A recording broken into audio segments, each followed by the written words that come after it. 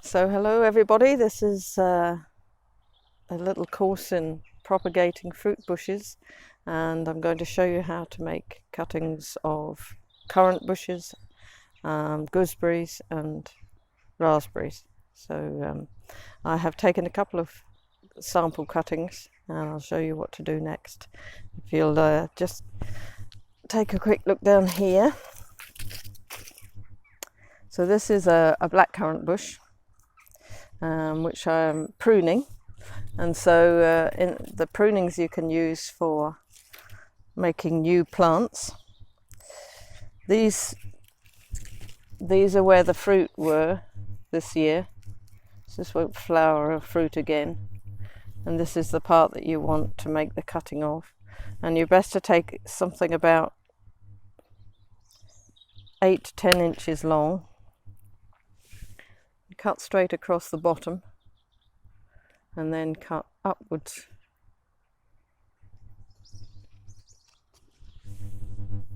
like that for the top.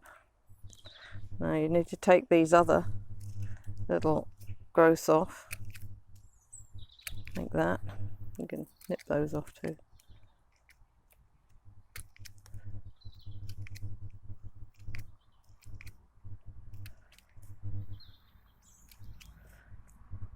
And then if you want to plant them in a pot, you can. It needs to be quite a deep pot, and push it right down to the bottom like that. And if you could take that a bit shorter, because there's probably too many growths on that.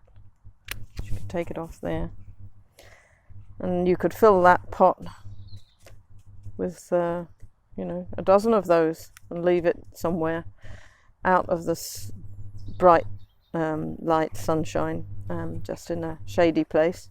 Keep an eye on it, make sure it doesn't completely dry out. Or what you can do, if you have room, is same thing again, cut across, cut off here, take these other little growths off,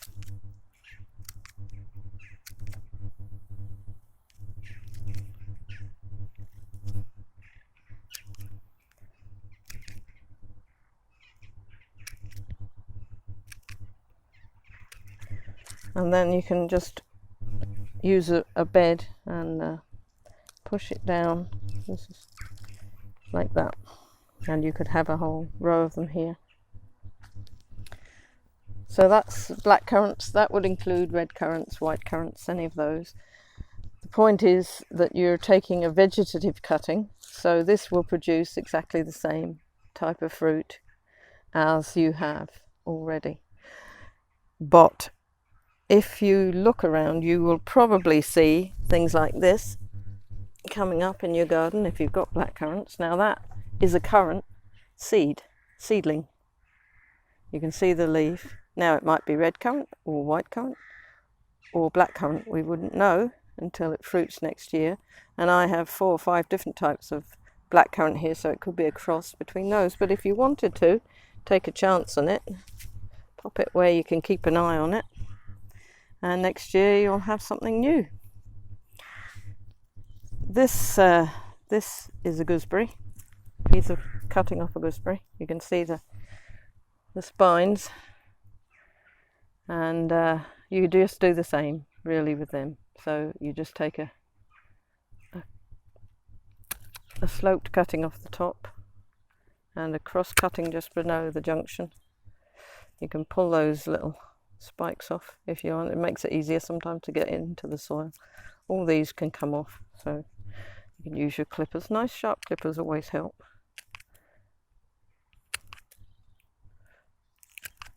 You take off quite a lot of them. Don't leave too much poking up. And the same again, you can either put them into a pot or into the ground. Just push it down as hard as you can until it. This is quite soft soil here because it's one of the beds, so that will probably do nicely. And the other thing is raspberries. Now, if you can see around behind me here, you'll see our raspberries, and right in there you can see the canes that grew the fruit this year all folded over. Well, they all have to be cut out because they won't fruit again.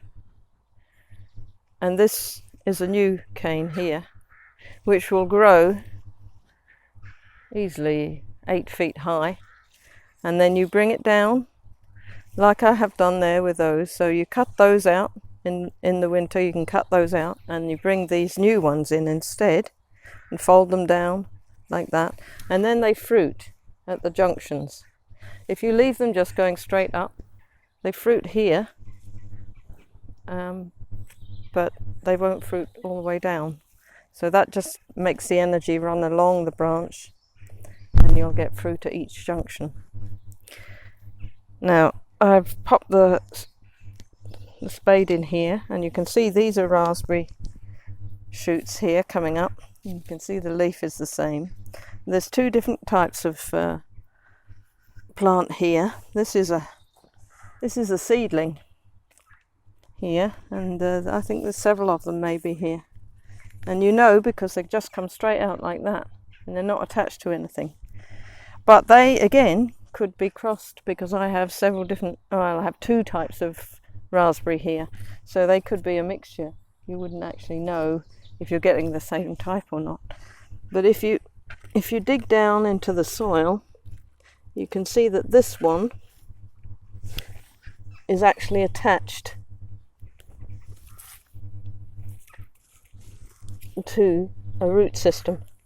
It's not loose, it's actually there, so I've pulled it off. Now that is a sucker, so that's come off those bushes. So that will be the same as those ones. So if you plant that now and leave it there till next year, it'll come up again. Raspberries are very easy, in fact, they grow like weeds. It's quite simple really to keep them alive, and then next year you have loads and loads of them. So that's a basic propagating.